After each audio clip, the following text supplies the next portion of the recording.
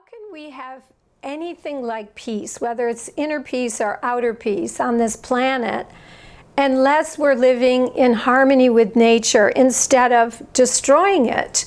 Because every time we claim dominion over Earth in a way that harms the Earth itself or any of the living creatures on it, we're not in peace. So peace to me, and I think I maybe need to articulate it more in my project, peace can never be found as long as we're living on the Earth in a way that is unhealthy for us and unhealthy for the whole ecosystem. So to me, they're intimately related. And in fact, there have been plenty of books written that have talked about the connection between war in the way that we normally think of it, you know, with weapons of mass and minor destruction, and the environment. And as the environment deteriorates more and the scramble for resources heats up, we're going to see more war on the planet, not less.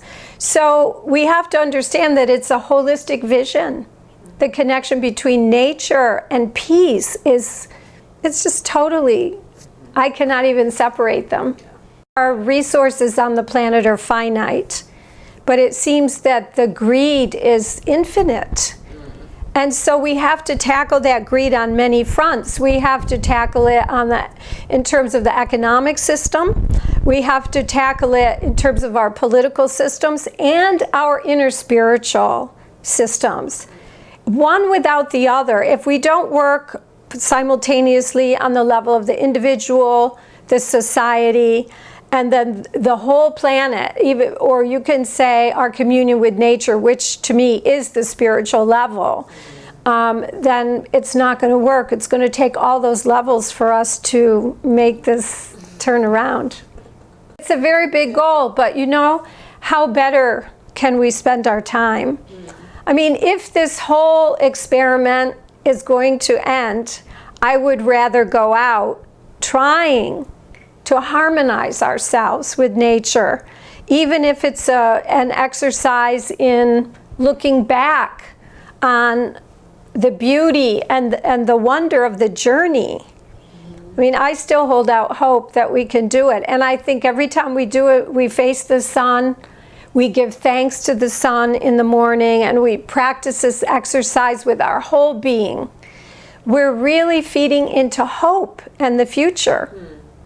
We're not giving up. Another dimension that struck me when I was working on this project is that many people who are environmental activists, they're really quite out of touch with their own bodies. And as you know, when you get very upset about what's happening in the world, you become so tense and you start to lose touch with your own inner state. You almost torture yourself with feelings of hopelessness or the feeling that I have to take care of this. So the Surya Namaskar is a wonderful exercise for countering all those feelings of, how would you say, personal responsibility. Because in that moment we offer up our actions to the greater good and to the unity. We say, you know, I'm connecting myself with a higher power, with a higher source of energy. I draw from that source of energy, but I'm also surrendering to it and realizing I cannot do this by myself. And at the same time, you know, you're thinking of all the other people who are practicing Surya Namaskar at the same time, because there's no moment on this planet where someone somewhere is not doing Surya Namaskar. It's being practiced around the world. So it's while we're sleeping, it's being practiced in India. When they're sleeping, we're practicing it here, and it really is a chain around the world. It's maybe the only ritual that is being performed. You know, there used to be a saying, the sun never sets on the British Empire, because the British Empire actually encircled the globe. So I say the sun never sets on Surya Namaskar.